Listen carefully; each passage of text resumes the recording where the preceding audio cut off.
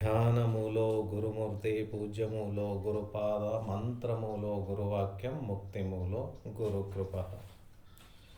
ಶ್ರೋತ್ರಿಯ ಬ್ರಹ್ಮನಿಷ್ಠ ಸದ್ಗುರು ಬಸವಾನಂದರ ಪಾದಾರವಿಂದಗಳಿಗೆ ಅನಂತ ದೀರ್ಘದಂಡ ಪ್ರಣಾಮಗಳನ್ನು ಸಮರ್ಪಿಸುತ್ತಾ, ತತ್ಸ್ವರೂಪರೆಯಾದ ಶ್ರೀ ನಿಜಗುಣ ಗುರುಗಳ ಪಾದಾರವಿಂದಗಳಿಗೆ ಅನಂತ ದೀರ್ಘದಂಡ ಪ್ರಣಾಮಗಳನ್ನು ಸಮರ್ಪಿಸುತ್ತಾ, ಸದ್ಗುರು ಮಾರ್ತಂಡ ಸಾಬಯ್ಯ ಗುರುಗಳ ಪಾದಾರವಿಂದಗಳಿಗೆ ಅನಂತ ಧೀರದಂಡ ಪ್ರಣಾಮಗಳನ್ನು ಸಮರ್ಪಿಸುತ್ತಾ, ಸದ್ಗುರು ರಾಯಪ್ಪ ಗುರುಗಳ ಪಾದಾರವಿಂದಗಳಿಗೆ ಅನಂತ ಧೀರದಂಡ ಪ್ರಣಾಮಗಳನ್ನು ಸಮರ್ಪಿಸುತ್ತಾ, ಎಲ್ಲ ಜ್ಞಾನಾರ್ಥಿಗಳಿಗೆ ವಂದಿಸುತ್ತಾ ಪ್ರಾರಂಭಿಸುತ್ತಾರೆ. ಕೈವಲ್ಯ ಪದ್ಧತಿ ನಿಜಗುಣ ಶ್ರೀಗಳು ಬರೆದಿರ್ತಕ್ಕಂಥ ಗ್ರಂಥ. ನೀತಿ ಕ್ರಿಯಾಚರ್ಯ ಸ್ಥಳ ನಡೀತಾ ಇರೋದು. ಇದರಲ್ಲಿ 4ನೇ ಪದ ನಡೀತಾ ಇರೋದು. 4ನೇ ಪದ. ಒಂದರಿಂದ ಅನರ್ಥ ಕೋಟಿ ಬಂದಡಸುತ್ತಿಹುದು ಎಂದೊಡೆ ಈ ಗುಣಾವಳಿಗಳು ಒಂದಿರಲು ಇನ್ನೇನಹುದು ಅಂತ. ಅಂದ್ರೆ ಮನುಷ್ಯನಿಗೆ ಒಂದೇ ದುರ್ಗುಣ ಇದ್ರೆ ಎಷ್ಟೋ ಕೋಟಿ ಅನರ್ಥ ಪ್ರಾಪ್ತ ಆಗ್ತದೆ ಅಂತ ಹೇಳ್ತಾರೆ. ಅಂಥದ್ರಲ್ಲಿ ಎಷ್ಟೊಂದು ಗುಣಾವಳಿಗಳು ಅದಾವ ನಿನ್ಗೆ. ಅಂಥವೆಲ್ಲ ಬಂದು ಒದಗಿದ್ರೆ ನೀನು ಕರ್ಮ ನಿನಗೆ ಎಂಥ ಇದಾಗ್ತದ ನಿನಗೆ ಅಂತ ಅಲ್ಲಿ ಹೇಳ್ತಾರೆ. ಎಷ್ಟು ತೊಂದರೆ ಆಗ್ತವೆ ನಿನಗೆ ಇವೆಲ್ಲ ದುರ್ಗುಣಗಳು ಇದ್ರೆ. ಯಾವ ದುರ್ಗುಣಗಳು ಅಂತಂದ್ರೆ ಅದು ಮೊದಲನೇ ನುಡಿನಲ್ಲಿ ಹೇಳ್ತಾರೆ. ಮದ, ಲೋಭ, ಮಾನ, ಮೋಹ, ಕದನ, ಕರ್ಕಶ, ಯೌವನದ ಸ್ವಂಪು, ಸ್ವಬಗು, ಸಂಪದ, ಸತ್ಕುಲೋದಯ, ಪುದಿದ ಲಾವಣ್ಯ ರೂಪು, ಮದನ ವಿಕಾರ, ಸಿದ್ಧಿಸಿದ ವಾದ, ವಶ್ಯ, ದ್ವದವ ಅನೀತಿಗಳು ಅಂತಲ್ಲಿ ಹೇಳ್ತಾರೆ. ಇದರಲ್ಲಿ ಮದ, ಲೋಭ, ಮಾನದ ಬಗ್ಗೆ ಹೇಳ್ಯಾರ ನಿನ್ನೆ ಕ್ಲಾಸಲ್ಲಿ. ಮದ ಅಂತಕ್ಕಂಥದ್ದು ಅಷ್ಟಮದಗಳು ಅಂತ ಹೇಳ್ತಾರೆ. ಆ ಅಷ್ಟಮದಗಳು ಯಾವ್ಯಾವು ಅಂತಂದ್ರೆ ಕುಲಮದ, ಬಲಮದ, ಧನಮದ, ರೂಪಮದ, ಯೌವನ ಮದ, ವಿದ್ಯಾಮದ, ರಾಜ್ಯಮದ, ಅಧಿಕಾರ ಮದ. ಈ ರೀತಿ ಅವು 8 ಮದಗಳು ಅಂತ ತಿಳಿಸ್ಕೊತದ. ಅಷ್ಟಮದ ಇದರಲ್ಲಿ ಯಾವುದೋ ಒಂದು ಇದ್ದರೂ ಕೂಡ ಅದು ಎಷ್ಟೊಂದು ಅನರ್ಥಕ್ಕದ ಅಂತ ದೂಡ್ತದದು. ಎಷ್ಟೊಂದು ಅನರ್ಥಕ್ಕೆ ದೂಡ್ತದ. ಅದಕ್ಕಾಗಿ ಯಾವುದೇ ಮದವನ್ನು ಹೊಂದಿರಬಾರ್ದು, ಅದು ಯೋಗ್ಯ ಅಲ್ಲ. ಮದ ಅಂತಕ್ಕಂಥದ್ದು ಯೋಗ್ಯ ಅಲ್ಲ ಅಂತಕ್ಕಂಥದ್ದು ಅಲ್ಲಿ ಹೇಳಿದ್ರು ನಿನ್ನೆ. ಆಮೇಲೆ ಅದೇ ರೀತಿ ಲೋಭ ಅಂತಕ್ಕಂಥದ್ದು ಕೂಡ ಹೇಳಿದ್ರು, ಅದು ಕೂಡ ಯೋಗ್ಯ ಅಲ್ಲ. ಲೋಭ ಅಂತಕ್ಕಂಥದ್ದು ಕೂಡ ಯೋಗ್ಯ ಅಲ್ಲ ಅಂತಕ್ಕಂಥದ್ದು ಹೇಳಿದರು. ಇನ್ನು ಮಾನ ಅಂತಕ್ಕಂಥದ್ರ ಬಗ್ಗೆನೂ ಹೇಳಿದ್ರು. ಮಾನ ಅಂದರೆ ಅಭಿಮಾನ ಅಂತಕ್ಕಂಥದ್ದಾಯಿತು. ಆ ಥರದ್ದು ಇದು ಇರಬಾರ್ದು ಅಂತ ಅಲ್ಲಿ ಹೇಳ್ತಾರೆ. ಇನ್ನು ಲೋಭ ಮಾನ ಅಂದ್ರೆ ತನ್ನಲ್ಲಿ ಏನು ಅದು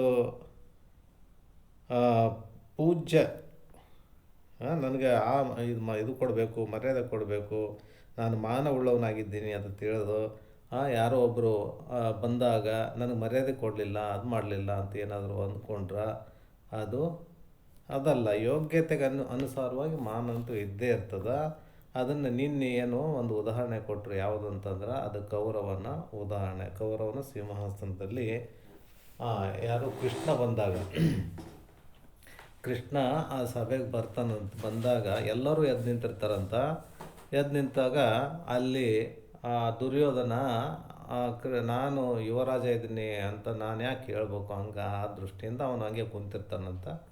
ಇದು ಕೃಷ್ಣ ಗಮನ ನೋಡ್ತಾನೆ. ಅದನ್ನು ನೋಡಿಬಿಟ್ಟು ಎಷ್ಟೊಂದು ಅಹಂಕಾರದ ಇವನ ಬಲ್ಲಿ ಅಂತಂದ್ಬಿಟ್ಟು ಏನು ಮಾಡ್ತಾನೆ ಕೃಷ್ಣ, ಮೊದಲೇ ಸರ್ವಶಕ್ತಿ ಇರತಕ್ಕಂಥ ಮಾನವ ರೂಪಿ ವಿಷ್ಣುವಿನ ಅವತಾರಿ ಕೃಷ್ಣ. ಹಾಗಾಗಿ ಏನು ಬೇಕಾದರೂ ಮಾಡ್ಲಿಕ್ಕೆ ಅದು ಆಸ್ಪದ ಇರ್ತದೆ ಅವ್ರ ಹತ್ರ. ಹಂಗಾಗಿ ಏನು ಮಾಡ್ತಾನೆ, ತನ್ನ ಹೆಬ್ಬಟ್ಟಿನಿಂದ ಆ ಭೂಮಿನ ಸ್ವಲ್ಪ ಹಿಂಗೆ ಒತ್ತಿದ ತಕ್ಷಣ ಹಿಂಗೀಗ ಅಲುಗಾಡ್ತದೆ ಭೂಮಿ. ಅಲುಗಾಡಿದ ತಕ್ಷಣ ಅವನೇನು ಕುಂತಿರ್ತಾನಲ್ಲ, ಕುಂತದ್ದು ಕೆಳಗೆ ಬಿದ್ದುಬಿಡ್ತಾನಂತ. ಯಾರು? ದುರ್ಯೋಧನ. ಅಂದ್ರೆ ಎಷ್ಟೊಂದು ಅಭಿಮಾನ ಇಟ್ಕೊಂಡಿದ್ದವ ಅಲ್ಲಿ ಎಲ್ಲರ ಮುಂದೆ ಅಪಹಾಸ್ಯಕ್ಕೊಳಗಾಗ್ತಾನ. ಆ ರೀತಿ ಆಗ್ತದೆ ನೋಡಪ್ಪ, ಅದು ಯೋಗ್ಯ ಅಲ್ಲ ಅಂತ ಹೇಳ್ತಾನೆ. ಯಾಕಂದ್ರೆ ಹಿರಿಯರು ಬಂದಾಗ ಅದು ಹಿರಿಯರು ಅಥವಾ ಗುರುಗಳು ಅಥವಾ ಈ ತನ ಬಂದಾಗ ಅವ್ರಿಗೆ ಮರ್ಯಾದೆ ಅಥವಾ ಗೌರವ ಸಲ್ಲಿಸಬೇಕು ಅಂತಕ್ಕಂಥದ್ದಲ್ಲಿ ಹೇಳ್ತಾರೆ. ಮೋಹ ಅಂತಕ್ಕಂಥದ್ದು, ಮೋಹ ಅಂದ್ರೇನು? ತನಗೆ ಏನು ಯಾವುದೇ ವಸ್ತುವಿನಲ್ಲಿ ಎಷ್ಟು ಅಂದರೆ ಅಭಿಮಾನ ಪ್ರೀತಿ ಇಟ್ಕೊಳ್ತಕ್ಕಂಥದ್ದು ಮೋಹ ಅಂತ ಹೇಳ್ಸ್ಕೊತದ. ಯಾವ ರೀತಿ ಈ ಯಾವುದೇ ವ್ಯಕ್ತಿ ಆಗಲಿ ತನ್ನ ಯಾವುದೋ ಸ್ತ್ರೀ ಪುತ್ರಾದಿಗಳಲ್ಲಿ ಅಂತಂದ್ರೇನು ತನ್ನ ಸಂಸಾರದಲ್ಲಿ ಭಾಳ ಮೋಹ ಇರ್ತದೆ. ಬಹಳ ಮೋಹ ಯಾವುದು? ಹೆಂಡತಿ, ಮಕ್ಕಳು, ತಾಯಿ, ತಂದೆ ಅಂತಕ್ಕಂಥದ್ದು.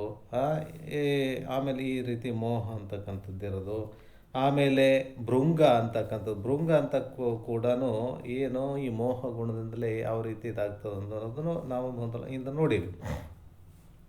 ಭೃಂಗ ಯಾವುದಾಗ್ತದೆ ಅಂತಂದ್ರೇನು? ಆ ಕಮಲದ ಗುಣದಿಂದ, ಕಮಲದ ಗುಣ ಯಾವುದು? ಕಮಲದ ಪುಷ್ಪನ್ನ ಅದು ಇದು ಮಕರಂದಕ್ಕೆ ಮೋಹಗೊಂಡು ಏನಾಗ್ತದೆ ಅದು ಅದನ್ನು ಅಭಿಮಾನ ಇದು ಮೋಹಗೊಂಡು ಏನು ಮಾಡ್ತದೆ? ಮಕರನ್ನ ಹೀರ್ಲಕ್ಕೆ ಹೋಗಿ ಅಲ್ಲಿ ಕುಂದಿರ್ತದೆ. ಇಲ್ಲಿ ಪುಷ್ಪದ ಮೇಲೆ ಕುಂತು ಮಕರಂದ ಹೀರ್ಲಕ್ಕೆ ನೋಡ್ತದೆ. ಆದ್ರೆ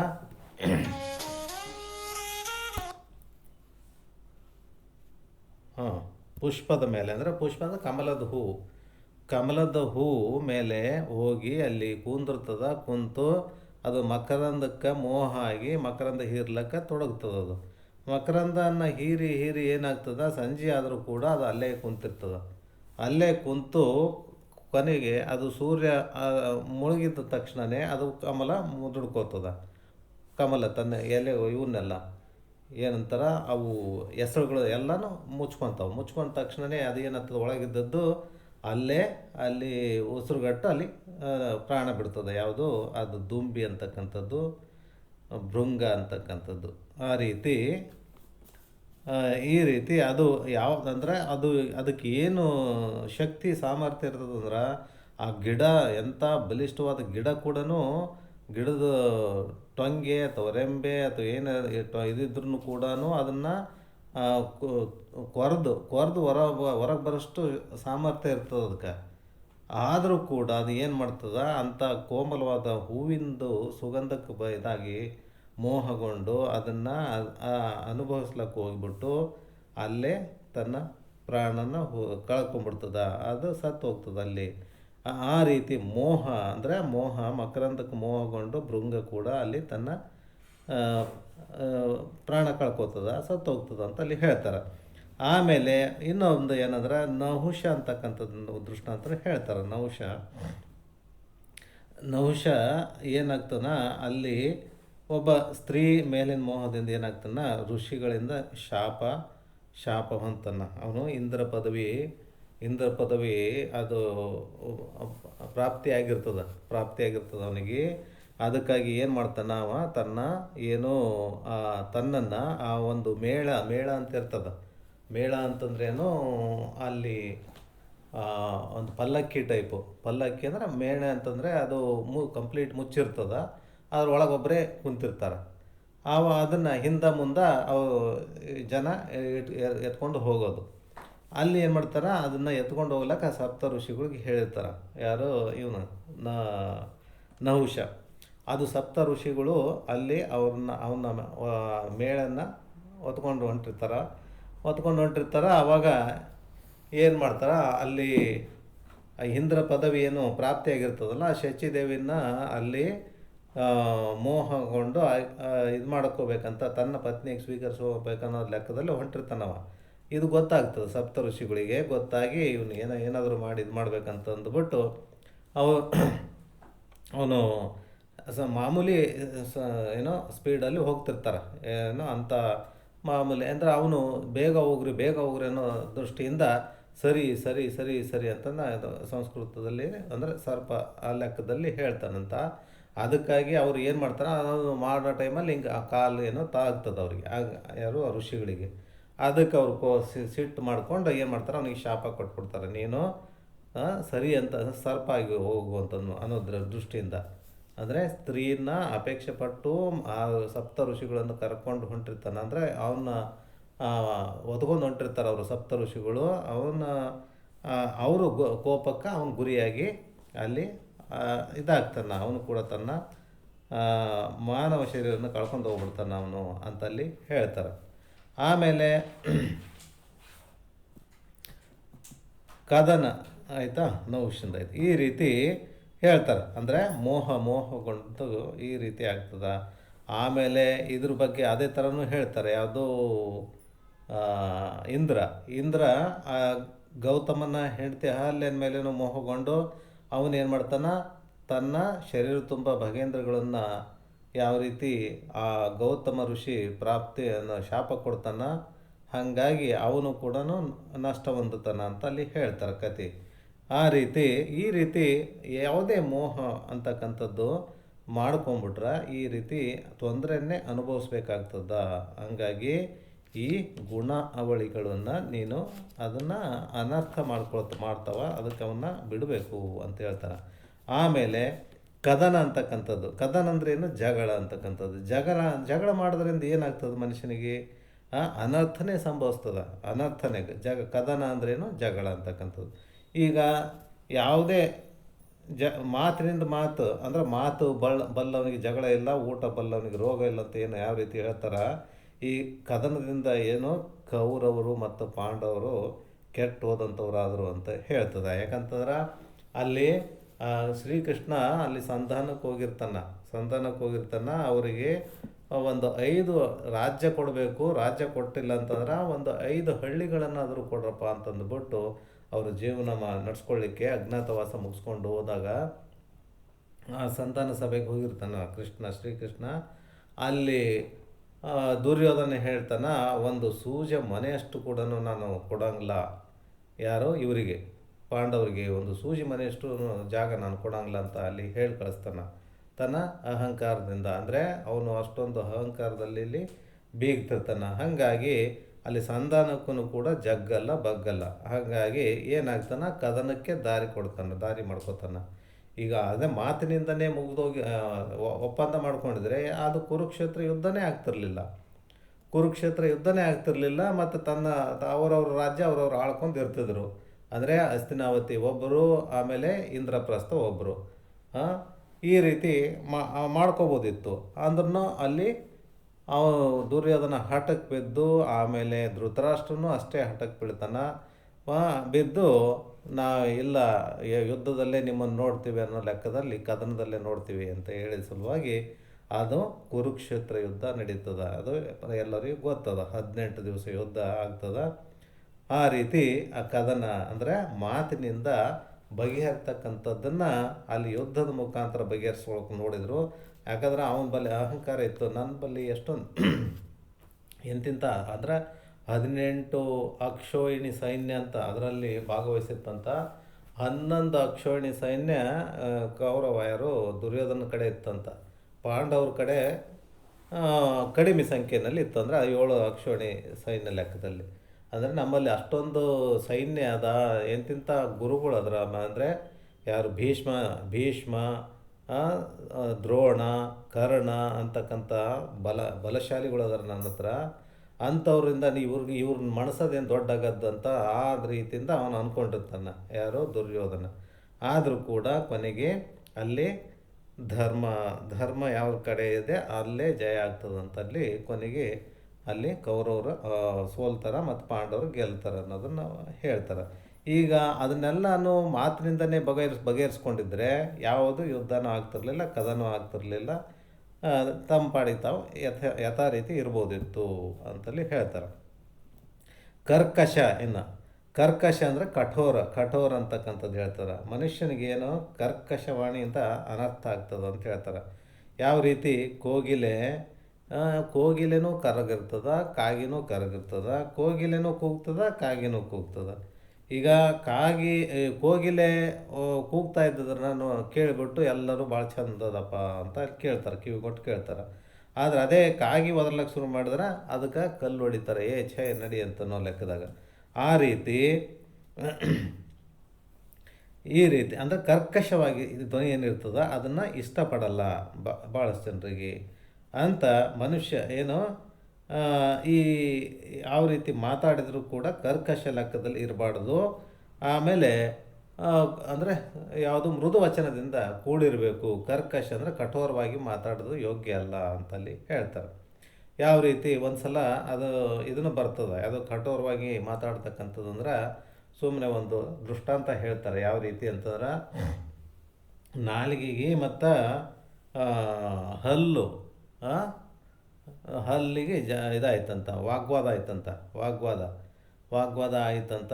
ಆದಾಗ ಜಗಳ ಜಗಳ ಅಥವಾ ಮಾತಿಗೆ ಮಾತು ಹತ್ತದ, ನಾನು ಹೆಚ್ಚು ನೀನು ಹೆಚ್ಚನ್ನ ಅಂತ ಹೇಳಿದಾಗ ನಾಲಿಗೆ ಹೇಳ್ತದ, ನಾವು ಹಲ್ಲು ಹೇಳ್ತಾವಂತ, ನಾವು 32 ಜನ ಇದ್ದೀವಿ, ನೀನು ನಾಲಿಗೆ ನೀನು ಒಬ್ಬನೇ ಇದ್ದಿ ಅಂತ ಹೇಳ್ತಂತ. ಹೇಳಿದ ತಕ್ಷಣ ಹೌದಾ ಹಲ್ಲುಗಳು ಹೇಳ್ತಾವ, ಹಲ್ಲುಗಳು ಎಲ್ಲ ಸೇರ್ಕೊಂಡು ಹೇಳ್ತಾವೆ ನಾಲಿಗೆಗೆ, ನೀನು ಒಬ್ಬನೇ ಇದ್ದಿ, ನೀನು ಒಬ್ಬನೇ, ನಾವು 32 ಜನ ನಿನ್ನ ಸುತ್ತರ್ದು ನಿಂತೀವಿ, ನೀನು ಏನಾದರೂ ಇದು ಮಾಡಿದ್ರೆ ನಿನ್ನ ಕಚ್ಚಿ ಹಾಕ್ಬಿಡ್ತೀವಿ ಅಂತ ಅನ್ನೋ ಲೆಕ್ಕದಾಗ ಹೇಳ್ತಾವಂತವು ಹಲ್ಲು. ಹೌದಾ, ನೀವು 32 ಜನ, ನಾನು ಒಬ್ಬನೇ ಇದ್ದೀನಿ, ಹೌದು ಸರಿ ಆಯಿತು, ನಾನು ಒಂದು ಮಾತು ಹೆಚ್ಚು ಕಮ್ಮಿ ಹಾಡಿದಂದ್ರೆ ನಿಮ್ಮ 32 ಜನನೂ ಹೋಗ್ತೀರಿ, ಆ ಕಡೆ ಕೆಳಗೆ ಬಿದ್ದು ಹೋಗ್ತೀರಿ ಅಂತ ಅದು ನಾಲಿಗೆನೂ ಹೇಳ್ತಂತ. ಹಂಗೆ ಅಂತೆ, ನೋಡಮ್ಮ ಹೆಂಗೆ ಮಾಡ್ತಿದ್ದು ನೋಡಮ್ಮ ಅಂತಂದ್ಬಿಟ್ಟು ಹೇಳ್ತಾವಂತ ಹಲ್ಲು. ಆಮೇಲೆ ನಾಲಿಗೆ ಏನು ಮಾಡ್ತದೆ, ಅಲ್ಲಿ ಯಾರೋ ಒಬ್ಬ ವ್ಯಕ್ತಿ ಅಂದ್ರೆ ಬಲಶಾಲಿ ಇರ್ತಕ್ಕಂಥ ವ್ಯಕ್ತಿನ ಹೋಗಿ ಅವನ ಎದುರುಗಡೆ ನಿಂತಾಗ ಏನೋ ಕರ್ಕಶವಾಗಿ ಏನೋ ಹೇಳ್ಬಿಡ್ತದಂಥದ್ದು. ಅಂದರೆ ನಿಂದು ಶಕ್ತಿ ಏನದು, ನಿಂದು ತೋರಿಸು, ನಂದು ದಮ್ ಇದ್ರೆ ನನ್ನ ಮುಂದೆ ತೋರಿಸು ಅನ್ನೋ ಲೆಕ್ಕದಾಗ ಏನೋ ಹೇಳ್ತದ. ಅವನಿಗೆ ಸಿಟ್ಟು ಬಂದು ಅವನು ಕಪಾಳು ಕೊಡಿತದಂತ. ಕಪಾಳು ಕೊಡಿದ್ರೆ ಆ ಹಲ್ಲೆಲ್ಲ ಬಿದ್ದುಬಿಡ್ತಾವಂತ, ಅಷ್ಟು ಜೋರಾಗಿ ಹಂಗಾಗಿ ನಾಲಿಗೆ ಸ್ವಲ್ಪ ಅಲ್ಲಿ ಏನಾದರೂ ವ್ಯತ್ಯಾಸ ಮಾತಾಡಿದ್ರೆ, ವ್ಯತ್ಯಾಸ ಅಂದರೆ ಕರ್ಕಶವಾಗಿ ಏನಾದರೂ ನುಡಿದ್ರೆ ಅಲ್ಲಿ ಏನಾಗ್ತದೆ, ಅಲ್ಲಿ ಅನರ್ಥನೇ ಆಗ್ತದೆ, ವ್ಯತ್ಯಾಸ ಆಗ್ತದೆ. 32 ಹಲ್ಲುಗಳು ಏನು ಅಹಂಕಾರದಿಂದ ಮಾತಾಡಿದ್ವು ಅವೆಲ್ಲ ಬಿದ್ದೋಗ್ತಾವಂತ. ಆ ರೀತಿ ಅಲ್ಲೊಂದು ಕತೆ ದೃಷ್ಟಾಂತ ಹೇಳ್ತಾರೆ. ಇನ್ನೊಂದು ದೃಷ್ಟಾಂತ ಏನು ಹೇಳ್ತಾರಂದ್ರೆ, ಒಂದು ಊರಿನಾಗ ಯಾರೋ ಒಬ್ಬ ತಾತ, ಮಗ, ಮೊಮ್ಮಗ 3 ಜನ ಇರ್ತಾರಂತ. 3 ಜನ ಇದ್ದು ಅಲ್ಲೇ ಹಂಗೆ ಊರಿನಲ್ಲಿ ಒಂದು ವಾಸ ಮಾಡ್ಕೊಂಡಿದ್ರಂತ. ಒಂದು ಸಲ ಏನು ಮಾಡ್ತಾರೆ, ಅಲ್ಲಿ ಅವನ ಮಗ ಏನು ಹಂಗೆ ಹೊರಗೆ ಹೊಂಟಾಗ ದೊಡ್ಡ ಮನೆ ಇರ್ತದಂತ. ದೊಡ್ಡ ಮನೆ ಅಲ್ಲಿ ಒಬ್ಬ ದೊಡ್ಡ ಸಾಹುಕಾರ ಕಟ್ಸಿರ್ತಾನ. ಅದನ್ನು ಅವನ ಮಗ ಹೋಗಿ ಮೊಮ್ಮಗ, ಮಗ, ಯಾವುದು ತಾತ, ಮಗ, ಮೊಮ್ಮಗ 3 ಜನ ಇರ್ತಾರಲ್ಲ, ಮೊಮ್ಮಗ ಹೋದಾಗ ಅಲ್ಲಿ ಆ ಮನೆ ಮುಂದೆ ನೋಡ್ತಾನ, ಅಲ್ಲಿ ಏನು ನಾವು ಸಾಹುಕಾರ ನೋಡಿ ನಗ್ಲಕ್ಕೆ ಶುರು ಮಾಡ್ತಾನಂತವ ಮೊಮ್ಮಗ. ಅದು ಆಮೇಲೆ ಅವನು ಸಾಹುಕಾರ ಅಂತಾನ, ಇದನ್ನ ನೋಡ್ಬಿಟ್ಟು, ಅಲ್ಲ ನಮ್ಮ ಶ್ರೀಮಂತಿಕೆ ಇದೆಲ್ಲ ಐಷಾರಾಮಿ ಬಂಗ್ಲನ್ನು ನೋಡಿ ಕಟ್ಸಿದ್ದು ನೋಡಿಬಿಟ್ಟು ಏನೋ ಅದು ಸ್ವಲ್ಪ ಖುಷಿಯಾಗೇನೆ ನಾವು, ಅದಕ್ಕಾಗಿ ಅವ್ನು ಕರೆದ್ಬಿಟ್ಟು ಏನಾದರೂ ಒಂದು ಇದು ಕೊಡೋಣ, ಅವನಿಗೆ ಬಹುಮಾನ ಕೊಡೋಣ ಅಂತಂದ್ಬಿಟ್ಟು ಒಬ್ಬ ಆಳನ್ನು ಕಳಿಸಿ ಕರ್ಕೊಂಬರ್ಲಕ್ಕೆ ಹೇಳ್ತಾನಂತ. ಕರ್ಕೊಂಬರೋಕ್ಕೆ ಹೇಳಿದಾಗ ಆಳು ಹೇಳ್ತಾನಂತ, ಬಂದು ಅವರಿಬ್ಬರು ಬಂದು ಕರ್ಕೊಂಬರ್ತಾರೆ. ಅಲ್ಲಿ ಹೋದ ತಕ್ಷಣ ಸಾಹುಕಾರ ಹುಡುಗನ ಕೇಳ್ತಾನಂತ, ನೀನು ನನ್ನ ನೋಡಿ ನಕ್ಕೆಲ್ಲ ಯಾಕಪ್ಪ ಅಂತ, ಯಾಕೆ ನಕ್ಕಿ ಅಂತ ಕೇಳ್ತಾನಂತ.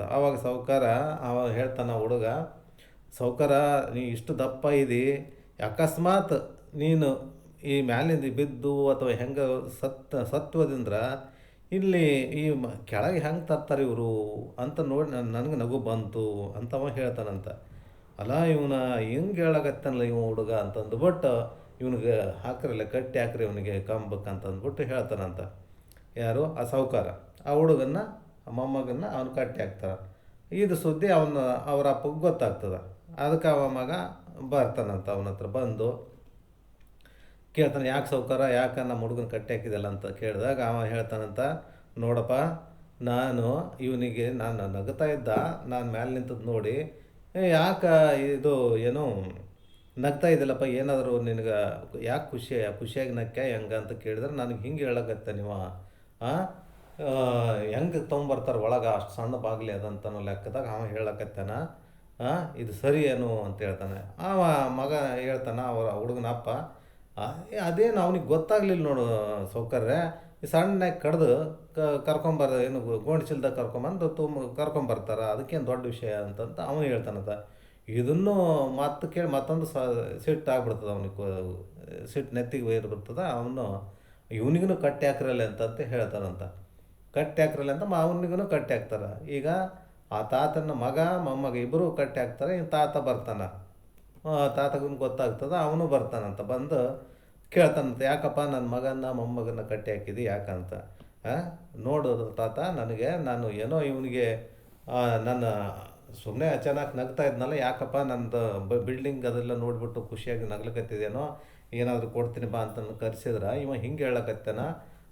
ಇನ್ನಿನ್ನು ಮೊಮ್ಮಗ ನೋಡಿದ್ರೆ ಹಿಂಗಂತಾನ, ಈ ಮಗ ನೋಡಿದ್ರೆ ಹಿಂಗಂತಾನ. ಮೊಮ್ಮಗ ಇವ ಹೆಂಗೆ ಹೊರಗೆ ತೊಗೊಂಬರ್ತಾರ ಅಂತ ಅವನು ನಗ್ಲಕತ್ತಾನಂತ. ಇವ ಮಗ ಸಣ್ಣ ಕಡ್ದು ಚೀಲದಾಗ ತುಂಬಿ ಕರ್ಕೊಂಬರ್ತಾರ, ತೊಗೊಂಡು ಹೋಗ್ತಾರ ಅನ್ನೋ ಲೆಕ್ಕದಾಗ ಹೇಳ್ತಾನೆ ಇವ. ಇದು ಸರಿ ಅನ್ನು ಅಂತ ಕೇಳ್ತಾನ ಯಾರೋ ಅವನ ತಾತಗ. ಅವ ಅಂತ ನಾವು ಬುದ್ಧಿಲ್ಲ ಅಂತ ಸೌಕರ್ಯ, ಅವ್ನು ಯಾಕೆ ಅಲ್ಲಿ ಅಷ್ಟೆಲ್ಲನೂ ಕಷ್ಟಪಡಬೇಕು, ಕಡ್ಡಿ ಕೊರೆದು ಬೆಂಕಿ ಹಚ್ಚಿದ್ರಾಯ್ತು, ಸೀಮೆ ಎಣ್ಣೆ ಹಾಕ್ಬಿಟ್ಟು ಬೆಂಕಿ ಹಚ್ಚಿದ್ರಾಯ್ತು, ಅಲ್ಲೇ ಸುಟ್ಟು ಹೋಗ್ಬಿಡ್ತದಲ್ಲ ಅಂತ, ಅಷ್ಟು ಗೊತ್ತಾಗಲ್ಲ ಅವಕ್ಕ ಅಂತ ಹಂಗೆ ಹೇಳ್ಬಿಡ್ನಂತ. ಅಲ್ಲ, ಇವೆಲ್ಲನೂ ಹಿಂಗೆ ಅದಾವೆ ಇವು, ತಾತ ಮಗ ಮೊಮ್ಮಗ 3 ಜನನ ಹಿಂಗೆ ಅದಾವೆ ಇವು ಅಂತಂದ್ಬಿಟ್ಟು ಎಲ್ಲರಿಗೆ ಇದು ಅಂದ್ರೆ ಈ ರೀತಿ ತಾತ್ಪರ್ಯ ಏನಂತಂದ್ರೆ ಅವರೆಲ್ಲರಿಗೆ ಶಿಕ್ಷೆ ಕೊಡ್ತಾನೆ ಅನ್ನೋ ಲೆಕ್ಕದಾಗ ಹೇಳ್ತಾರೆ. ಹಂಗಂದ್ರೆ ತಾತ್ಪರ್ಯ ಏನಂದರೆ ಅಲ್ಲಿ ಕರ್ಕಶ ಅಂದರೆ ಕಠೋರ ವಾಣಿಯಿಂದ ಕಠೋರ ನುಡಿಯಿಂದ ಏನಾಗ್ತದೆ ಅಲ್ಲಿ ಅನರ್ಥನೇ ಸಂಭವಿಸ್ತದೆ ಅಂತ ಅಲ್ಲಿ ಹೇಳ್ತಾರೆ. ದೃಷ್ಟಾಂತ ಇದು ಕೊಟ್ಟಿರೋದು ಯಾಕಂತಂದ್ರೆ ಅಲ್ಲಿ ಯಾವುದೇ ಕೆಟ್ಟ ಮಾತುಗಳನ್ನು ಆಡೋದ್ರಿಂದ ಅವರಿಗೆ ಕಠೋರವಾದ ಮಾತುಗಳನ್ನು ಹೇಳೋದ್ರಿಂದ ಏನಾಗ್ತದ ಅಲ್ಲಿ ಅನರ್ಥನೇ ಸಂಭವಿಸ್ತದ. ಅದಕ್ಕಾಗಿ ಅದು ಕಠೋರ ಮಾತುಗಳು ಅಥವಾ ನಿಷ್ಠುರ ಮಾತುಗಳು ಅಥವಾ ಈ ರೀತಿ ಕರ್ಕಶ ಮಾತುಗಳು ಹೇಳೋದು ಯೋಗ್ಯ ಅಲ್ಲ ಅಂತಕ್ಕಂಥದ್ದು ಅಲ್ಲಿ ಹೇಳ್ತಾರೆ. ಆಮೇಲೆ ಯೌವನದ ಸೊಂಪು ಅಂತಂದ್ರೆ ಏನು, ಯೌವನ ಕಾಲದಾಗ ಏನಾಗ್ತದ ಒಂದು ರೀತಿ ಸೌಂದರ್ಯ ಪ್ರಾಪ್ತಿ ಆಗ್ತದಂತ. ಸೌಂದರ್ಯ ಯಾಕಂತಂದ್ರೆ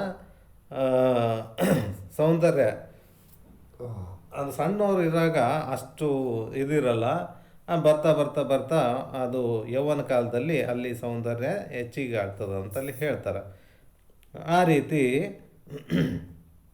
ಯೌವನ ಕಾಲದಾಗ ಅಲ್ಲಿ ಏನಾಗ್ತದೆ ಪಾಪಕೃತಿಗಳು ಮಾಡೋದಕ್ಕೆ ಅಲ್ಲಿ ಪ್ರಾರಂಭ ಆಗ್ತವೆ ಅಂತ ಹೇಳ್ತಾರೆ. ಪಾಪಕೃತಿಗಳು ಅಲ್ಲೇ ಯೌವನ ಕಾಲದಲ್ಲೇ ದುರಿತ ಕೆಲಸಗಳು ಅವು ಎಲ್ಲನೂ ಬಂದು ಸೇರ್ತವ. ಅಂದರೆ ಈಗ ಬಾಲ್ಯಾವಸ್ಥೆನಲ್ಲೂ ಅಲ್ಲಿ ಪಾಪ ಕಾರ್ಯಗಳು ಗಡಿಸಲ್ಲ, ಆಮೇಲೆ ಏನೋ ಮುಪ್ಪಾವಸ್ಥೆಯಲ್ಲೂ ಗಡಿಸಲ್ಲ. ಯಾಕಂದರೆ ಯೌವನಾವಸ್ಥೆಯಲ್ಲೇ ಜಾಸ್ತಿ ಅಲ್ಲಿ ಕೆಟ್ಟ ಕಾರ್ಯಗಳು ನಡೆಯೋದು. ಅಂದರೆ ಅಲ್ಲಿ ಯೌವನ ಇದ್ದಾಗ ಅಲ್ಲಿ ಏನೋ ಬಿಸಿ ರಕ್ತ ಅಂತ ಇರ್ತದಲ್ಲ, ಆ ಟೈಮಲ್ಲಿ ಅವೆಲ್ಲನೂ ದುರಿತ ಕೆಲಸಗಳು ಅಂದರೆ ಕೆಟ್ಟ ಕೆಲಸಗಳು ಜರುಗ್ತವ. ಅದಕ್ಕಾಗಿ ಅವನು ಯೌವನದಿಂದ ಏನಾಗ್ತದ ಅಲ್ಲಿ ಪಾಪಕೃತಿಗಳು ಅಂದರೆ ಪಾಪ ಕಾರ್ಯಗಳು ಭಾಳ ಜರುಗ್ತವ. ಅದಕ್ಕಾಗಿ ಇದು ಮಾಡಬೇಕಾಗ್ತದೆ, ಅಲ್ಲಿ ಅದನ್ನು ಸರಿಯಾಗಿ ನಮ್ಮ ಸಮಸ್ಥಿತಿಯಿಂದ ಇಟ್ಕೋಬೇಕು, ಅದನ್ನು ನಿಯಂತ್ರಣ ಮಾಡ್ಕೊಂಡವನೇ ಯೋಗ್ಯ ಅಂತಲ್ಲಿ ಹೇಳ್ತಾರೆ. ಅಂದ್ರೆ ಅದು ಯೌವನ ಕಾಲ ಅಂತಕ್ಕಂಥದ್ದು ಸೊಂಪು ಅಂತಕ್ಕಂಥದ್ದು ಅಲ್ಲಿ ಭಾಳ ಕೆಟ್ಟ ಕಾರ್ಯಗಳನ್ನು ಅಲ್ಲಿ ನಡೆಸಲಿಕ್ಕೆ ದಾರಿ ಕೊಡ್ತದೆ. ಅದಕ್ಕಾಗಿ ಅದನ್ನು ಅವಾಯ್ಡ್ ಮಾಡಬೇಕು ಅಂತಲ್ಲಿ ಹೇಳ್ತಾರೆ. ಅದನ್ನು ಮೀರಿ ಗೆಲ್ದವನೇ ನಿಜವಾದ ಶೂರ ಅನ್ನೋ ಲೆಕ್ಕದಲ್ಲಿ ಹೇಳ್ತಾರೆ.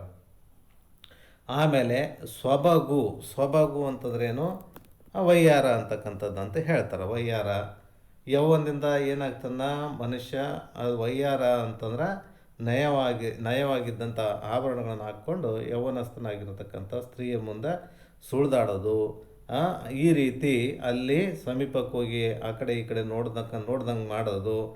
ಆಮೇಲೆ ಈ ರೀತಿ ಪ್ರಕಾರ ಅಲ್ಲಿ ಈ ಹುಡುಗರೆಲ್ಲ ಮಾಡ್ತಿರ್ತಾರಲ್ಲ, ತುಂಟು ಹುಡುಗರು ಆ ರೀತಿ ಮಾಡ್ತಕ್ಕಂಥದ್ದು, ಅದು ಕೂಡ ಅನರ್ಥನೇ ಮಾಡಿಕೊಡ್ತದೆ. ಅದನ್ನು ಅವರ ಯಾರೋ ಒಂದು ಹುಡುಗಿನ ನೋಡೋದಾಗಲಿ ಅಥವಾ ಈ ರೀತಿ ಚುಡಾಯಿಸೋದಾಗಲಿ ಆ ಥರ ಮಾಡಿದ್ರೆ ಆಮೇಲೆ ಅವ್ರ ಮನೆಯವ್ರು ನೋಡಿಬಿಟ್ಟು ಅವನಿಗೆ ಸರಿಯಾಗಿ ಪಾಠ ಕಲಿಸ್ತಾರೆ. ಅದಕ್ಕಾಗಿ ಇದು ಕೂಡ ಅನರ್ಥನೇ ಮಾಡ್ತದೆ ನೋಡಪ್ಪ ಈ ಥರ ಅಂತ ಹೇಳ್ತಾರೆ.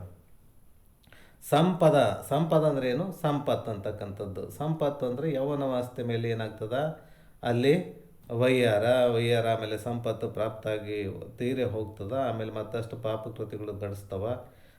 ಮೊದಲೇ ಏನು ಅದು ಮರ್ಕಟ ಇದ್ದಂಗೆ, ಯೌವನಾವಸ್ಥೆ ಇದ್ದಾಗ ಮರ್ಕಟ, ಗಿಡದಿಂದ ಗಿಡಕ್ಕೆ ಹೆಂಗೆ ಮರ್ಕಟ ಅಂದ್ರೆ ಕೋತಿ ಹೆಂಗೆ ಹಾರಾಡ್ತದ ಆ ರೀತಿ ಜಿಗಿದಾಡ್ತಾ ಇರ್ತದೆ ಆ ಥರ ಮನಸ್ಸು ಆ ಸಮಯದಲ್ಲಿ. ಹಾಗಾಗಿ ಅದನ್ನು ಸರಿಯಾಗಿ ಆ ತಹಬಂದಿಗೆ ತೊಗೊಂಬಿಟ್ಟು ಆ ಮನಸ್ಸಿಗೆ ಬಂದಂತೆ ಏನು ಅದು ನಡಿಲಾರ್ದ ಮಾಮೂಲಿ ಲೆಕ್ಕದಲ್ಲಿ ಇದ್ರೆ ಅಲ್ಲಿ ಪಾಪಕೃತಿಗಳು ಗಡ್ಸಲ್ಲ. ಹಾಗಾಗಿ ಯೌವನ ಬಂದಾಗ ಏನಾಗ್ತದ, ಜಾಗೃತಿಯಿಂದ ಇರಬೇಕಾಗ್ತದ. ಅಂದರೆ ಅಲ್ಲಿ ಜಾಗೃತಿಯಿಂದ ಯಾರು ಇರ್ತಾರ ಅಂಥವರು ದಾಟ್ಕೊತಾರೆ. ಇದು ಈ ಪಾಪ ಕಾರ್ಯಗಳನ್ನು ಅವ್ರ ಕಡೆಯಿಂದ ಜರುಗಂಗಿಲ್ಲ ಅಂತಲ್ಲಿ ಹೇಳ್ತಾರೆ. ಆಮೇಲೆ ಸತ್ಕುಲೋದಯ ಅಂತಂದ್ರೆ ಏನು? ಉತ್ತಮ ಕುಲದಲ್ಲಿ ಹುಟ್ಟೋದು ಅಂತಕ್ಕಂಥದ್ದು.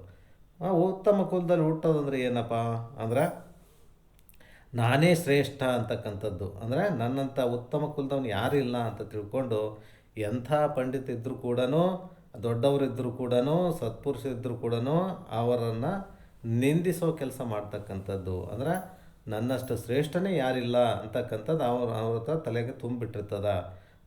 ತಾನೇ ಶ್ರೇಷ್ಠ, ನನಗಿಂತ ಶ್ರೇಷ್ಠ ಯಾರೂ ಇಲ್ಲ ಅಂಥ ವಿಚಾರಗಳು ಅವನ ತಲೆಯಲ್ಲಿ ತುಂಬಿರ್ತವ. ಹಂಗಾಗಿ ಈ ಪ್ರಕಾರ ಮಾಡೋದ್ರಿಂದ ಏನಾಗ್ತದೆ, ಇವನಿಗೆ ಪ್ರಾಪ್ತ ಆಗ್ತದ. ಯಾಕಂದ್ರೆ ದುರಿತದೋಳು ಅಧಿಕ ಯಾವುದು ಅಂತಂದ್ರೇನು, ಅಧಿಕವಾವುದು ಅಂತಂದ್ರೇನು, ನಿಂದೆ ಅಂತ ಹೇಳ್ಯಾರ ನಿಜ್ಗುಂಡ್ರೆ. ದುರಿತದೋಳು ಅಧಿಕವಾವುದು ನಿಂದೆ ಅಂತ. ನಿಂದೆ ಅಂತಕ್ಕಂಥದ್ದು ಭಾಳ ದೊಡ್ಡ ಪಾಪ ಅಂತ ಹೇಳಿಸ್ಕೊತದ. ಯಾಕಂತಂದ್ರೆ ಈ ಉತ್ತಮ ಕುಲದಲ್ಲಿ ಹುಟ್ಟಿದೀನಿ ಅಂತಂದ್ರೆ ಅಲ್ಲಿ ಭಾಳ ಜಾಗರೂಕನಾಗಿರ್ಬೇಕಾಗ್ತದೆ ಅಲ್ಲಿ. ಯಾಕಂದ್ರೆ ನನ್ನಷ್ಟು ಶ್ರೇಷ್ಠನೇ ಯಾರಿಲ್ಲ, ನನ್ನಷ್ಟು ಇದನ್ನೇ ಯಾರಿಲ್ಲ, ಪಂಡಿತನೇ ಯಾರಿಲ್ಲ ಅಂತ ಆ ಥರ ಏನಾದರೂ ಜಂಬ ಅಹಂಕಾರ ಮಾಡಿದರೆ ಏನಾಗ್ತದೆ, ಅಲ್ಲಿ ತನಗೆ ಅನರ್ಥನೇ ಉಂಟು ಮಾಡ್ತದೆ ನೋಡಪ್ಪ ಅಂತಲ್ಲಿ ಹೇಳ್ತಾರೆ. ಯಾಕಂತಂದ್ರೆ ಸತ್ಕುಲೋದಯ ಅಂತಕ್ಕಂಥದ್ದು ಪ್ರಾಪ್ತಿಯಾಗೋದು ಯಾವುದೋ ಪೂರ್ವ ಜನ್ಮದ ಒಳ್ಳೆಯ ಕಾರ್ಯ ಮಾಡೋದರಿಂದ ಅಲ್ಲಿ ಪ್ರಾಪ್ತಿಯಾಗಿರ್ತದೆ. ಯಾಕಂದ್ರೆ ಎಲ್ಲರಿಗೂ ಸತ್ಕುಲೋದಯ ಆಗ್ತದೇನ್ರಿ? ಎಲ್ಲರಿಗೆ ಆಗ್ತದೇನ್ರಿ ಅಂದರೆ ಎಲ್ಲರಿಗೆ ಆಗಂಗಿಲ್ಲ. ಯಾಕಂತಂದ್ರೆ ಅವ್ರವ್ರ ಬ್ಯಾಂಕ್ ಬ್ಯಾಲೆನ್ಸಲ್ಲಿ ಏನೇನದ ಅದ್ರ ಪ್ರಕಾರನೇ ಅದು ಕೊಡಬೇಕಾಗ್ತದೆ. ಈಗ ದೇವರಲ್ಲಿ ಯಾವುದು ಭಗವಂತನಲ್ಲಿ ಆಯಿತು, ದೇವರಲ್ಲಾಗಲಿ ಈಶ್ವರನಲ್ಲಿ ಯಾವುದೇ ಭೇದ ಭಾವ ಇರೋದಿಲ್ಲ. ಒಬ್ಬರಿಗೆ ಒಳ್ಳೆ ಶ್ರೀಮಂತರ ಮನೇಲಿ ಹುಟ್ಟಿಸ್ಬೇಕು, ಮತ್ತೊಬ್ಬರನ್ನ ಬಡವ್ರ ಮನೆಯಲ್ಲಿ ಹುಟ್ಟಿಸ್ಬೇಕು, ಆ ಥರ ಏನು ಅಲ್ಲಿ ಇರೋದಿಲ್ಲ ಭಗವಂತನಿಗೆ, ಪರಮಾತ್ಮನಿಗೆ. ಯಾಕಂತಂದ್ರೆ ಅವ್ರು ಏನು ಕಾರ್ಯಗಳು ಮಾಡಿರ್ತಾರ, ಏನು ಕೆಲಸಗಳು ಮಾಡಿರ್ತಾರ ಅದ್ರ ಪ್ರಕಾರ ಅಲ್ಲಿ ಜನ್ಮ ಪ್ರಾಪ್ತಿ ಆಗ್ತದ. ಅಂದರೆ ಕರ್ಮಜನ್ಯ ಶರೀರಂ ಅಂತ ಹೇಳ್ತಾರೆ. ಕರ್ಮಜನ್ಯ ಶರೀರಂ ಅಂದರೆ ಏನು ಕರ್ಮಗಳು ಮಾಡಿರ್ತಾರ, ಏನು ಕೆಲಸಗಳು ಮಾಡಿರ್ತಾರ ಅದ್ರ ಪ್ರಕಾರ ಅಲ್ಲಿ ತಮ್ಮ ಹುಟ್ಟು ಪ್ರಾಪ್ತಿಯಾಗಿರ್ತದ. ಯಾಕಂತಂದ್ರೆ ಈ ಯಾವುದು ಬೆಳ್ಳಿ ಚಮಚ ಬಾಯಲ್ಲಿ ಇಟ್ಕೊಂಡು ಬಂದಾನ ನೋಡ್ರಿ ಅವನು ಅಂತ ಹೇಳ್ತಾರೆ, ಅಥವಾ ಬಂಗಾರ ಚಮಚ ಬಾಯಲ್ಲಿ ಇಟ್ಕೊಂಡು ಬಂದಾನ ನೋಡ್ರಿ ಅಂದ್ರೆ ಅಷ್ಟೊಂದು ಶ್ರೀಮಂತಿಕೆನಲ್ಲಿ ಬಂದಾರ ನೋಡ್ರಿ ಅಂತ. ಅಂದ್ರೆ ಅವರೆಲ್ಲ ಯಾಕೆ ಬರ್ತಾರೆ ಹಂಗೆ ಅಂತಂದ್ರೆ ಅವರೆಲ್ಲ ಮೊದಲ ಅಂದರೆ ಸತ್ಕರ್ಮಗಳನ್ನೇ ಮಾಡಿರ್ತಾರೆ, ಸಾತ್ವಿಕ ಗುಣದವ್ರು ಇರ್ತಾರ. ಅಂಥವರಿಗೆ ಉತ್ತಮ ಕುಲ ಅಂತ ಬರ್ದಾರ. ಉತ್ತಮ ಕುಲ ಅಂದರೆ ಈ ಸದಾವಕಾಲ ಅನ್ನೋದಾಗಲಿ, ಜ್ಞಾನ ಮಾರ್ಗ ಅಂತಕ್ಕಂಥದ್ದಾಗಲಿ ಈ ಕಾರ್ಯಗಳನ್ನು ಯಾರು ಮಾಡ್ತಾರ ಅಂಥವ್ರಿಗೆ ಉತ್ತಮ ಕುಲ ಅಂತ ಹೇಳ್ಯಾರ. ಅಂದರೆ ಅವರು ಸದಾವಕಾಲ ಅಂದರೆ ಎಲ್ಲನೂ ಶ್ರವಣ ಮನನ ನಿಧಿಧ್ಯಾಸನ ಯಾರು ಕ್ರಮವಾಗಿ ಸರಿಯಾಗಿ ಮಾಡಿಕೊಂಡು ಇದಾಗ್ತಾರ ಅವರು ಸದಾವಕಾಲ ಅನ್ನೋದು ಇರ್ತಾರೆ. ಒಂದು ವೇಳೆ ಅದು ಏನಾದರೂ ಪೂರ್ತಿ ಆಗಲಿಲ್ಲ, ಅರ್ಧನೇ ಆಗಿತ್ತು ಅಂತಂದಾಗ ಏನಾಗ್ತದೆ, ಅದು ವ್ಯರ್ಥವಾಗಿ ಹೋಗಂಗಿಲ್ಲ. ಇದೇನು ಕೆಲಸ ಮಾಡಿದ್ದು ಶ್ರವಣ ಮಾಡ್ತಕ್ಕಂಥದ್ದು ವ್ಯರ್ಥವಾಗಿ ಹೋಗಂಗಿಲ್ಲ. ಅದೇನಾಗ್ತದ, ಉತ್ತಮ ಕುಲ ಪ್ರಾಪ್ತಿಯಾಗ್ತಕ್ಕಂಥದ್ದು. ಅಂದರೆ ಶ್ರೇಷ್ಠವಾಗಿರ್ತಕ್ಕಂಥ ಜನ್ಮದಲ್ಲಿ, ಅಂದರೆ ಇದು ಯಾವ್ದು ಸತ್ಕುಲೋದಯ ಅಂತ ಏನು ಹೇಳ್ತಾರ ಆ ಥರ ಒಳ್ಳೆಯ ಜ್ಞಾನಿಗಳ ಹೊಟ್ಟೆನಲ್ಲಾಗಲಿ ಅಥವಾ ಶ್ರೀಮಂತರ ಹೊಟ್ಟೆಯಲ್ಲಾಗಲಿ ಅಲ್ಲಿ ಜನ್ಮ ಪ್ರಾಪ್ತಿಯಾಗ್ತದ. ಈ ರೀತಿ ಕರ್ಮಗಳನ್ನು ಮಾಡೋದ್ರಿಂದ ಅಂತೇಳಿ ಹೇಳ್ತಾರೆ. ಅಂದರೆ ಒಳ್ಳೆಯ ಕೆಲಸ, ಪುಣ್ಯದ ಕೆಲಸಗಳು ಯಾರು ಮಾಡ್ತಾರ ಅವ್ರಿಗೆ ವ್ಯರ್ಥ ಆಗಂಗಿಲ್ಲ. ಹಂಗಾಗಿ ಪುಣ್ಯವನ್ನೇ ಮಾಡು ಅಂತ ಹೇಳೋದು. ಅದಕ್ಕಾಗಿ ಯಾವುದು ದುರಿತ ಕರ್ಮವನ್ನು ಒಲ್ಲದಿರು ಪುಣ್ಯವನ್ನೇ ಮಾಡು ಅಂತ ಯಾವ ರೀತಿ ಹೇಳ್ಯಾರ. ಶ್ರೀ ಗುರು ವಚನೋಪದೇಶವನ್ನು ಆಲಿಸಿದಾಗ ಹೌದು ನರರಿಗೆ ಮುಕ್ಕುತ್ತಿ ಅಂತ ಏನು ಹೇಳಿದಾರ ಕೈವಲ್ಯ ಪದ್ಧತಿ ಮೊದಲನೇ ಪದ. ಆ ರೀತಿ ಅಂದರೆ ಮೊದಲ ಈಗ ನೀನು ಶ್ರೀ ಗುರು ವಚನೋಪದೇಶವನ್ನು ಆಲಿಸು, ಆಗಲೇ ಹೌದು ನಿನಗೆ ಮುಕ್ಕುತ್ತಿ ಅಂತ. ಅಂದರೆ ಅಲ್ಲಿ ಯಾರು ನಿಜವಾಗಿ ಶ್ರೀ ಗುರುವಿನ ವಚನವನ್ನು ಆಲಿಸ್ತಾರ ಅಂಥವ್ರಿಗೆ ಮುಕ್ತಿ ಅಂತಕ್ಕಂಥದ್ದು ಕಟ್ಟಿಟ್ಟ ಬುತ್ತಿ ಅಂತಲ್ಲಿ ಹೇಳ್ತಾರೆ. ಅಂದರೆ ವ್ಯರ್ಥ ಆಗಂಗೆ ಇಲ್ಲ. ಇದನ್ನು ಸರಿಯಾಗಿ ಯಾರು ಪ್ರಾಪ್ತಿ ಮಾಡ್ಕೊತಾರ ಅಥವಾ ಪೂರ್ತಿ ಆಗಿರಲ್ಲ ಅಂಥವ್ರಿಗೆ ಏನು ಇದು ಸತ್ಕುಲೋದಯ ಅಂತಕ್ಕಂಥದ್ದು ಪ್ರಾಪ್ತಿಯಾಗಿರ್ತದೆ. ಉತ್ತಮ ಕುಲದಲ್ಲಿ ಅವರು ಹುಟ್ಟಿರ್ತಾರೆ. ಹಾಗಾಗಿ ಆ ಥರ ಬಂದಾಗ ಏನು ಮಾಡಬೇಕು, ಅಲ್ಲಿ ಏನು ಈ ರೀತಿ ಜನ್ಮಗಳು ಬಂದಾಗ ಅವ್ರು ಏನು ಮಾಡಬೇಕು, ಅದನ್ನು ಸರಿಯಾಗಿ ಉಪಯೋಗ ಮಾಡ್ಕೋಬೇಕು. ಸತ್ಕುಲೋದಯ ಪ್ರಾಪ್ತಿಯಾದಾಗ ಅಲ್ಲಿ ತಾನು ನನ್ನಂಥ ಇವರೇ ಯಾರಿಲ್ಲ ಅಂತ ಅದೇನಾದರೂ ಮಾಡ್ಕೊಂಬಿಟ್ರೆ, ಯಾಕಂತಂದರೆ ಇದು ಪಾರಮಾರ್ಥ ಇರ್ತಕ್ಕಂಥದ್ದು ತನ್ನ ತಾನೇ ಆಗಲಿ ಅಂತ ಹೇಳ್ತಕ್ಕಂಥದ್ದಲ್ಲ. ಯಾಕಂದರೆ ಪ್ರಪಂಚ ಪ್ರಾರಬ್ಧಾಧೀನ, ಅಂದರೆ ತನ್ನ ತಾನೇ ಗಡಿಸ್ಲಪ್ಪ ಏನು ಬರ್ತದ ಬಂದದನ್ನು ಉಣ್ಕೊಂಡು ಹೋಗೋಣ ಅಂತ ಅನ್ನೋಂಗಿಲ್ಲ. ಅಂದರೆ ನಮಗೆ ಎಷ್ಟು ಪ್ರಾಪ್ತಿ ಆಗ್ತದ, ನಮ್ಮ ಹಣೆ ಬರದಲ್ಲಿದ್ದರೆ ಬರ್ತದ ಇಲ್ಲಾಂದ್ರೆ ಹೋಗ್ತದಪ್ಪ ಅಂತಂದ್ರೆ ಅದು ಯಾವುದು ಪ್ರಪಂಚಕ್ಕೆ ಹಚ್ಬೋದು ಅಷ್ಟೇ. ಈ ಪಾರಮಾರ್ಥ ಅಂತಕ್ಕಂಥದ್ದು ಇಲ್ಲಿ ನಮ್ಮ ಇದರಲ್ಲಿದ್ರೆ ಕೇಳಿದ್ರೆ ಕೇಳಮ್ಮ ಬಿಟ್ರೆ ಬಿಡಮ್ಮಪ್ಪ ಇದೇನು ದೊಡ್ಡ ಅಂತಂದ್ಬಿಟ್ಟು ಕೇಳಿ ನಮ್ಮ ಏನೋ ಸುಮ್ಮನೆ ಅಲಕ್ಷ್ಯ ಮಾಡಿ ಕುಂತವ್ರಿಗೆ ಅವ್ರಿಗೆ ಲಾಸ್ ಆಗ್ತದೆ. ಯಾರು ಕೇಳಲಾರ್ದೆ ಬಿಡ್ತಾರ, ಯಾರು ಕೇಳಲಾರ್ದೆ ಕುಂದಿರ್ತಾರ ಅವ್ರಿಗೆ ಲಾಸ್, ಅಂದರೆ ಹಾನಿ ಆಗ್ತದೆ. ಹಾನಿ ಯಾಕಂತಂದರೆ ಇದು ಕ್ರಮವಾಗಿ ಕೇಳ್ಬೇಕಂತ ಹೇಳ್ತಾರೆ. ಯಾರು ಕ್ರಮವಾಗಿ ಕೇಳ್ತಾರ ಇದಕ್ಕೆ ಲಾಭ ಖಂಡಿತ ಅದ. ಯಾಕಂದರೆ ಈ ಭೂಮಿ ಮೇಲೆ ಬಿತ್ತಿದ್ದು ಬೀಜ ವ್ಯರ್ಥವಾಗಿ ಹೋಗ್ಬೋದು. ಅಂದರೆ ಬೆಳೆ ಬಂದ್ರೆ ಬರ್ಬೋದು ಅಥವಾ ಬರದೇ ಇರ್ಬೋದು. ಅಂದರೆ ಯಾಕಂದರೆ ಮಳೆ ಮೇಲೆ ಅದ್ರ ಮೇಲೆ ಬೇರೆ ಬೇರೆ ಬೀಜದ ಮೇಲೆ ಗೊಬ್ಬರ ಮೇಲೆ ಡಿಪೆಂಡ್ ಇರ್ತದೆ. ಯಾವುದು ಆ ಬೀಜ ಬಿತ್ತಿದ ಬೀಜ ಬೆಳೆ ಅಂತಕ್ಕಂಥ. ಆದ್ರೆ ಇದು ಏನಂತ ಯಾವ ರೀತಿ ಅಂತಂದ್ರೆ ಈ ಜ್ಞಾನ ಅಂತಕ್ಕಂಥದ್ದು ಯಾರು ದಾರಿಯಲ್ಲಿ ನಡೀತಾರ, ಆ ಮಾರ್ಗದಲ್ಲಿ ಹೊಂಟಿರ್ತಾರ.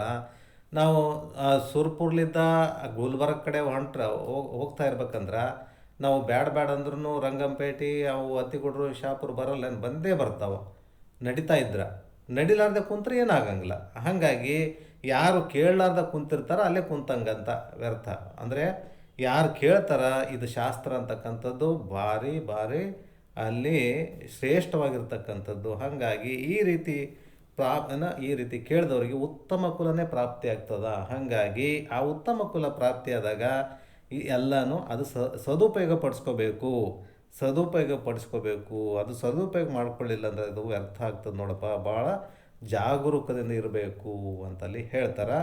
ಮುಂದಿನ ಕ್ಲಾಸಲ್ಲಿ ನೋಡೋಣ ಅಂತ ಹೇಳಿ ಮುಂದಿನ ಏನು ಇನ್ನೂ ಸತ್ಕುಲೋದಯ ಮುಂದೆ ಪುದಿದ ಲಾವಣ್ಯ ರೂಪು ಮದನ ವಿಕಾರ ಸಿದ್ಧಿ ಇವೆಲ್ಲದವ.